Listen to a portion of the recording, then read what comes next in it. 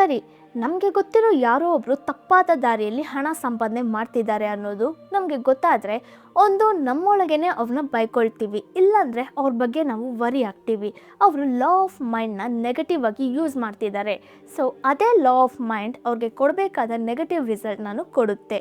ಆದರೆ ನಾವು ಅವ್ರ ಬಗ್ಗೆ ಬೈಯೋವಾಗಲೋ ಇಲ್ಲ ನಾವು ಅವರ ಬಗ್ಗೆ ವರಿ ಆಗೋವಾಗಲೂ ಆ ಥಾಟ್ಸ್ ನಮ್ಮ ಮೈಂಡಲ್ಲಿ ನಮಗಿರೋ ವೆಲ್ತಲ್ಲಿ ಅಡೆತಡೆಗಳನ್ನ ಕ್ರಿಯೇಟ್ ಮಾಡಿಬಿಡುತ್ತೆ. ಸೊ ಅಂಥವ್ರನ್ನ ನೋಡಿ ನಾವು ಅವ್ರನ್ನ ಕ್ರಿಟಿಸೈಸ್ ಮಾಡೋದಾಗಲಿ ಇಲ್ಲ ವರಿ ಆಗೋದಾಗಲಿ ಮಾಡದೇ ಇರೋದೇ ನಮಗೆ ಒಳ್ಳೆಯದು. ಸೊ ರಿಚ್ಚಾಗಿ ಗ್ರೋ ಆಗೋಕ್ಕೆ ಬೆಸ್ಟ್ ವೇ ಏನಂದರೆ, ನಾವು ಪ್ರತಿ ರಾತ್ರಿ ಮಲಗೋಕ್ಕೆ ಮುಂಚೆ ನಮಗೆ ನಾವೇ ಒಂದು ಲುಲ್ಲಬಿ ಹಾಡ್ಕೊಳ್ಬೇಕು. ಅಂದರೆ ವೆಲ್ತ್ ವೆಲ್ತ್ ವೆಲ್ತ್ ಅನ್ನೋ ಲಾಲಿ ಹಾಡನ್ನು ನಮಗೆ ನಾವೇ ಹಾಡೋವಾಗ ಸಬ್ಕಾನ್ಷಿಯಸ್ ಮೈಂಡ್ ಪವರ್ನ ಅಮೇಝಿಂಗ್ ರಿಸಲ್ಟ್ಸ್ನ ಖಂಡಿತ ನಾವು ನೋಡೋಕ್ಕಾಗುತ್ತೆ. ನಾವು ವೆಲ್ತ್ ಅಂತ ಹೇಳಿ ಮಲಗೋವಾಗ ಎದ್ದ ತಕ್ಷಣ ವೆಲ್ತ್ ಅಂತ ಹೇಳೋವಾಗಲೂ ಆಟೋಮ್ಯಾಟಿಕ್ಕಾಗಿ ಎಲ್ಲ ಕಡೆಯಿಂದಲೂ ನಮಗೆ ವೆಲ್ತ್ನ ತಂದು ಸೇರಿಸುತ್ತೆ.